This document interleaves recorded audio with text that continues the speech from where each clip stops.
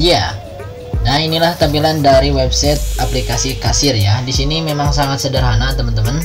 Ini aplikasi kasirnya memang sangat sederhana, mungkin bagi teman-teman semua yang nantinya bisa untuk sebagai pembelajaran ya.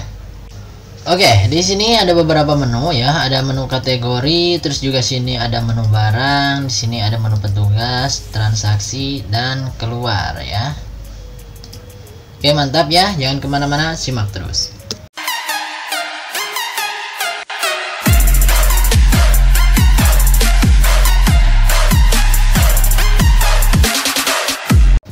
Yups, dan di pertemuan kali ini teman-teman kita akan membahas tentang cara membuat aplikasi kasir ya. Tapi lebih tepatnya di sini saya mendemokannya saja, saya tidak mengcoding dari awal ya teman-teman, karena mungkin itu akan lumayan cukup panjang. Di sini saya sudah persiapkan untuk file codingannya sendiri, dan di sini sudah beres untuk file codingannya. Nanti teman-teman silahkan simak untuk cara instalasi dan setting-setting codingan ya, teman-teman, karena memang masih ada yang perlu kita setting di dalam folder codingannya ya, di dalam file codingannya seperti itu ya. Dan aplikasi ini memang masih sangat sederhana ya, yaitu kita baru bisa menginputkan barang, transaksi, terus juga laporan dan lain sebagainya ya, seperti itu. Oke, teman-teman, di sini saya akan sedikit jelaskan ya dari file codingannya sendiri.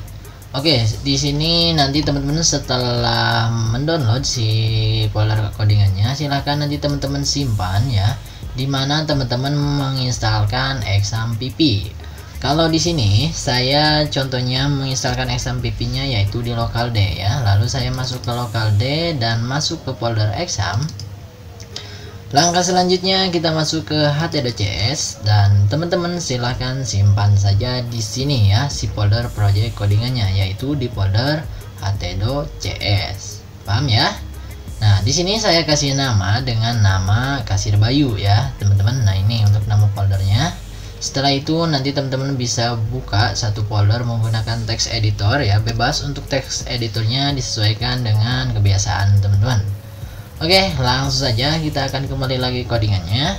Baik teman-teman, di sini saya akan sedikit review dan akan sedikit saya jelaskan dari folder codingannya sendiri. Teman-teman silahkan simak ya, silahkan ikuti dari awal sampai beres agar teman-teman semua tidak gagal paham nantinya, agar teman-teman tidak terjadi error ataupun nanti teman-teman ketika mau login tidak ada terkendala dan lain sebagainya ya. Oke teman-teman, kita akan buka dari folder codingannya sendiri. Di sini nama folder codingannya yaitu tadi Kasir Bayu, dan di dalam folder codingannya sendiri di sini ada beberapa folder juga. Nah, di sini ada folder application dan juga aset, sistem, dan file-file tambahan ya. Nah, di sini di folder application ya teman-teman, strukturnya ya seperti biasa, kita membuat application, aset, biasanya controller dan lain sebagainya, model ya biasanya. Tapi di sini disederhanakan teman-teman, yang penting ini fungsinya kita bisa jalankan ya.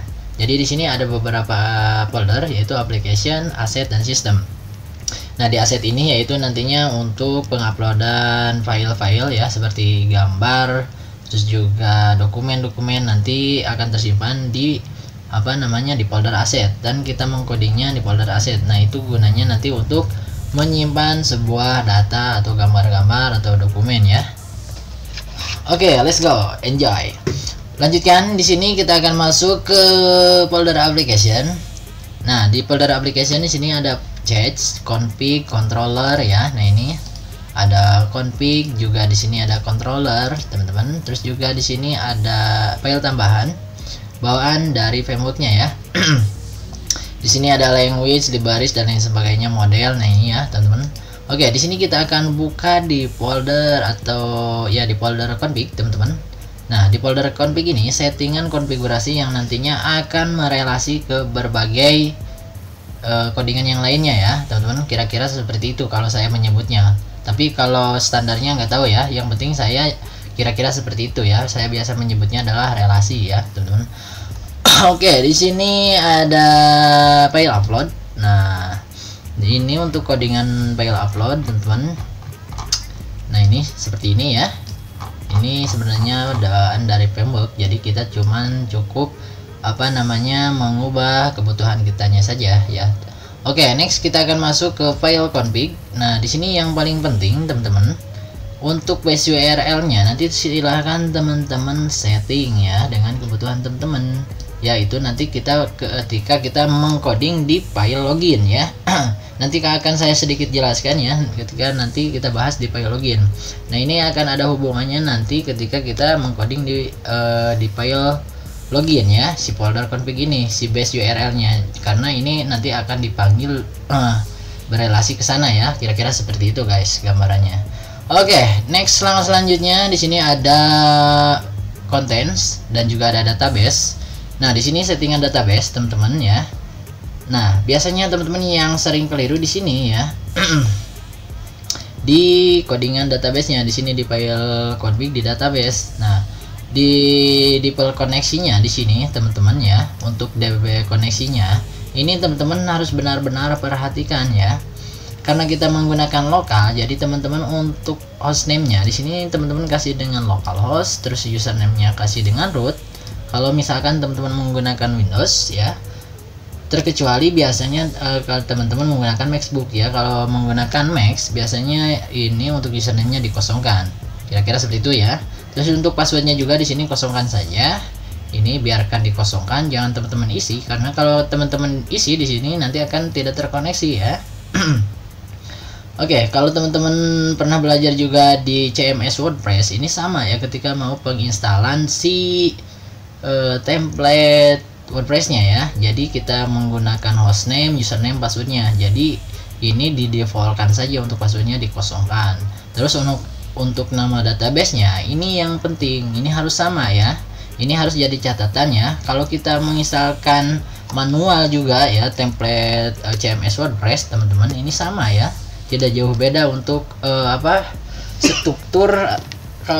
Kalau saya menyebutnya struktur guys. Nggak tahu lah ya, mungkin standar codingnya atau gimana ya.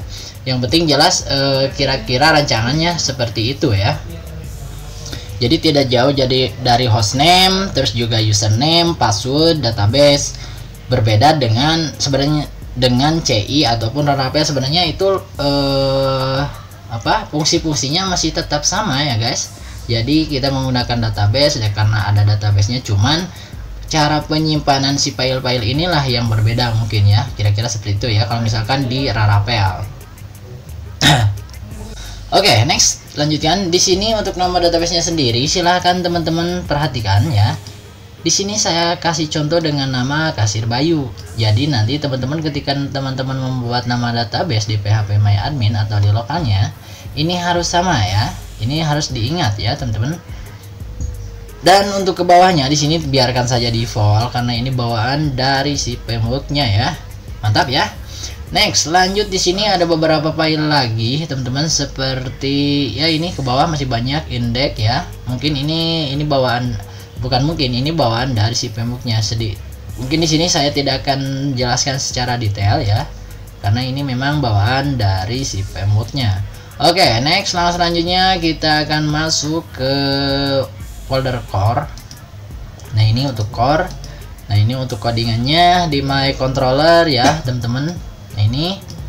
Oke, mantap ya. Terus juga di sini ada helper, language, libraries dan model ya. Kita akan coba masuk ke model, teman-teman. Nah, di model juga di sini ada CRUD ya, teman-teman. Yaitu CRUD ya. Karena kita menggunakan logic create, update, delete ya, biasanya seperti itu. Jadi di sini dikasih nama dengan file CRUD ya, untuk mempermudah ya, seperti itu. Ya bebas, mungkin teman-teman bisa kasih nama aja filenya si Ojon atau si Joni ya, terserah. Cuman di sini saya kasih nama file dengan CRUD.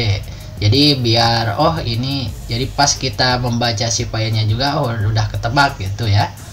Oke, next selanjutnya kita akan lanjutkan lagi teman-teman. Di sini ada folder view, kita masuk ke folder view. Nah, disinilah yang tadi saya jelaskan, yang di di file config terus masuk ke base URL. Nah, ini akan ada hubungannya dengan file admin ini ketika kita mau login. Oke, next di sini ya, ini folder admin, teman-teman. Di sini ada file barang, terus juga beranda, kasir, kategori, transaksi ya. Ini untuk folder adminnya nanti ya. Ini admin untuk login ke si aplikasinya nanti ya, ke si websitenya teman-teman. Jadi kita men-settingnya di sini atau mengcodingnya di sini. Untuk file codingannya kira-kira seperti ini. Nanti teman-teman bisa telisik saja baris per baris ya teman-teman, atau fungsi per fungsi di sini. Oke, next. Nah, selanjutnya kita akan masuk ke folder kasir. Nah, ini untuk folder kasir di sini ada file transaksi ya. Nah, ini untuk file transaksi, untuk halaman transaksi kita mengcodingnya di sini ya guys. Nah, ini ya, nanti akan dibalut dengan CSS ya, supaya ada warnanya ya. Warnanya itu nanti ada dibahas di CSS teman-teman. Oke, next. Selanjutnya kita akan masuk ke layout. Nah, di layout lalu masuk ke folder layout. Nah, di sini untuk layoutnya teman-teman. Nah, ini sini untuk index, terus di sini untuk navnya ya, navigationnya teman-teman. Nah, ini oke, ini untuk codingannya. Silahkan teman-teman perhatikan ya, ini untuk codingannya. Oke, terus juga kita akan masuk ke folder asset ya. Oke, di sini folder asset.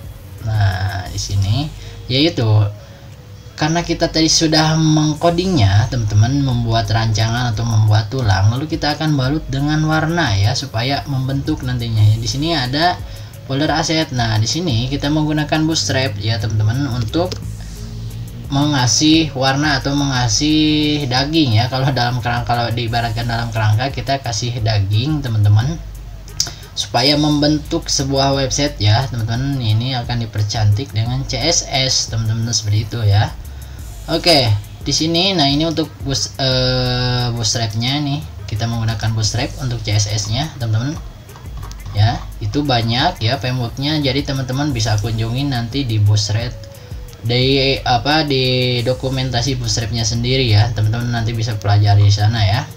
Cuman di sini sudah beres, jadi teman-teman bisa pelajari juga dari struktur dari codingannya sendiri di sini. Oke, next. Selanjutnya teman-teman, di sini ada CSS-nya, ada image-nya, terus juga di sini image untuk data-data yang nantinya akan disimpan di sini ya. Mantap ya. Nah, selanjutnya kita akan ke bawah lagi teman-teman. Di sini ada beberapa file tambahan ya teman-teman. Dan untuk nama database-nya sendiri di sini sudah saya simpan ya, yaitu dengan nama kasir bayu ya .sql. Nah, ini untuk tabel-tabelnya sendiri ya teman-teman. Nah, ini untuk tabel barang, terus juga di sini detail transaksi, kategori ya, terus juga di sini petugas ya. Ini untuk tabelnya, ini tabel transaksi, dan ini penutupnya. Mantap ya. Oke, langkah selanjutnya kita akan langsung saja mencoba membuat nama database terlebih dahulu dengan cara silahkan teman-teman masuk ke browser. Oke, dan teman-teman langkah selanjutnya ketikkan saja di sini localhost lalu /phpMyAdmin ya. phpMyAdmin, lalu kita klik enter saja. Baik, dan langkah selanjutnya langsung saja di sini kita buat nama database-nya ya, teman-teman. Apa yang telah kita tadi setting di file config ya di database, yaitu dengan nama kasir di sini. Kasir bayu ya, teman-teman.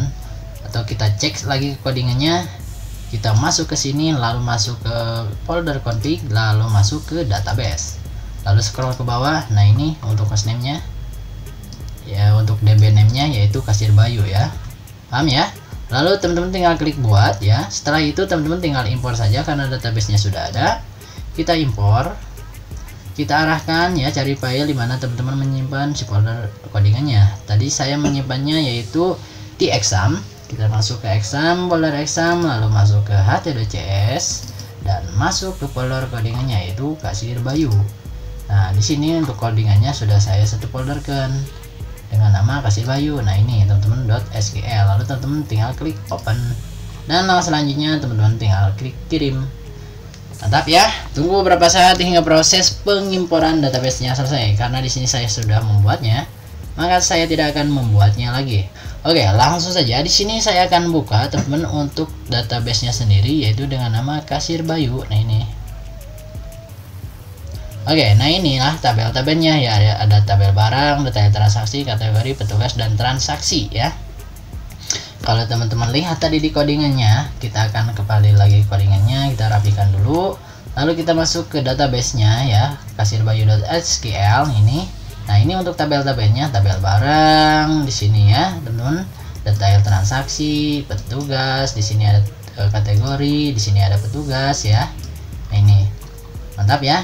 Oke, next selanjutnya langsung saja kita akan coba compile si folder project codingannya, teman-teman, dengan cara teman-teman tinggal ketikkan saja di sini localhost ya. Lalu nama folder project codingannya itu Kasir Bayu ya. Ini. Atau kita lihat lagi codingannya yaitu yang ini ya, Kasir Bayu. Oke, langsung selanjutnya kita klik enter. Oke, teman-teman, dan kita akan dibawa ke halaman login ya, teman-teman. Dan silahkan teman-teman perhatikan di sini untuk username-nya kita menggunakan email, kata sandinya.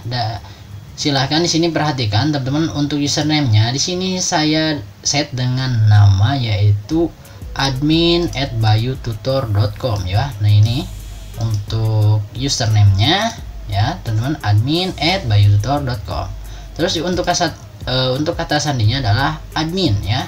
Dengan huruf kecil semua ya. Yang ini seperti ini nih, admin ya, atau kita kopikan saja, lalu kita pastikan di sini, lalu kita klik masuk. Oke, mantap surantap ya, teman-teman. Kita sudah masuk ke halaman dashboard adminnya. Di sini ada beberapa menu ya, ada jumlah barang, jumlah kasir, di sini jumlah transaksi dan total penjualan ya, teman-teman. Di sini sebenarnya ini masih perlu disempurnakan lagi, teman-teman, dan ini memang masih sangat sederhana ya. Jadi teman-teman nanti bisa kembangkan lebih baik lagi. Dan ini hanya sebatas pembelajaran saja. Oke, di sini saya akan sedikit jelaskan dari menu-menunya sendiri, teman-teman. Ada menu kategori, ada menu barang, ada petugas, transaksi, dan keluar ya. Oke, kita akan masuk ke menu kategori di sini. Nah, di sini nanti teman-teman bisa menambahkan atau menginputkan, karena tadi saya di codingannya kasih nama dengan CRUD. Nah, itu tuh yang akan ditampilkan di sini ya, teman-teman ya. Logiknya yaitu create, update, delete. Jadi kita bisa menambahkan, menghapus, dan mengeditnya di sini ya. Jika teman-teman mau mengedit misalkan kategori ini, teman-teman tinggal klik di sini. Nah, jadi teman-teman tinggal pilih edit saja ya di sini. Tapi ya, atau teman-teman bisa mau menambahkan di sini, tinggal tambahkan misalkan kategorinya misalkan celana cewek ya. Seperti itu. Oke, lalu kita tik tambahkan. Oke, dan kita berhasil menambahkan celana cewek. Mantap ya. Next, selanjutnya kita akan masuk ke barang. Di sini menu barang ya, teman-teman. Oke, di sini ada beberapa tabel di menu barang, teman-teman. Ada nama, kategori, harga, stok ya. Terus juga di sini kita bisa update. Di sini untuk petugasnya ya, itu sebagai admin. Dan kita bisa menambahkan, mengedit, dan menghapusnya juga di sini ya. Oke, di sini saya akan simulasikan untuk menambahkannya. Kita klik tambahkan. Di sini teman-teman tinggal kasih nama, misalkan di sini celana cowok ya, celana cowok. Oke, terus di sini kategorinya pilih ya.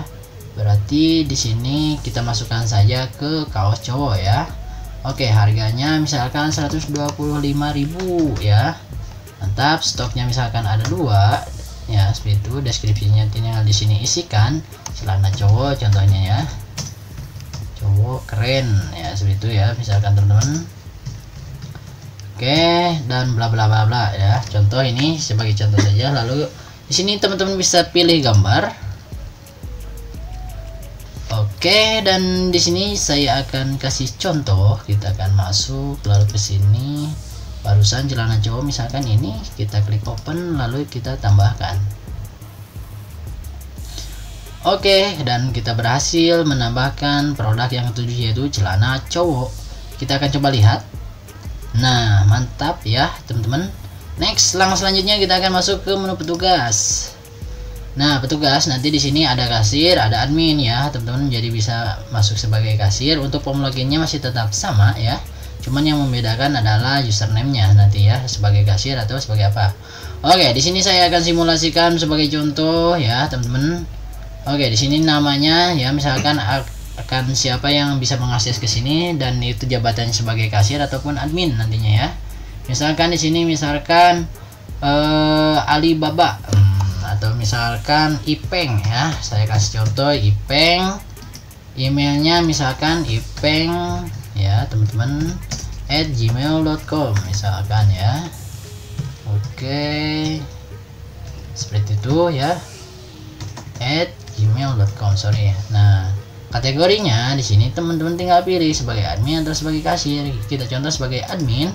Passwordnya misalkan 123456 ya, 123456. Konfirmasinya kita klik tambahkan. Oke teman-teman, dan kita berhasil menambahkan admin ya. Di sini yang ketiga adalah Ipeng sebagai administrator, jadi nanti bisa login ke sistemnya. Mantap ya. Next, langkah selanjutnya di sini ada menu transaksi. Nah, inilah menu transaksi, teman-teman. Di sini untuk tabel-tabelnya ada tabel transaksi, total barang, total harga, dan tanggal transaksi, dan di sini pelayanan ya. Oke, dan langkah selanjutnya kita akan masuk ke menu yang paling terakhir. Di sini ada menu keluar. Kita klik saja. Maka akan otomatis kita logout dari sistemnya ya, teman-teman. Oke, mantap ya teman-teman, mungkin itu saja di pertemuan kali ini. Memang ini masih sangat sederhana, silahkan nanti teman-teman bagi yang mau dikembangkan lagi, silahkan kembangkan lagi sebaik mungkin ya. Dan bagi teman-teman semua yang baru berkunjung di channel ini, silahkan klik tombol subscribe yang warna merah di bawah agar teman-teman semua tidak ketinggalan informasi terbaru dari channel ini. Dan jangan lupa like, comment, share juga ke teman-teman yang lainnya ya, agar apa yang kita tahu orang lain pun tahu. Oke, saya Bayu Tutor, salam hangat, ambil yang positifnya, buang yang jeleknya, sampai jumpa di video berikutnya. Goodbye.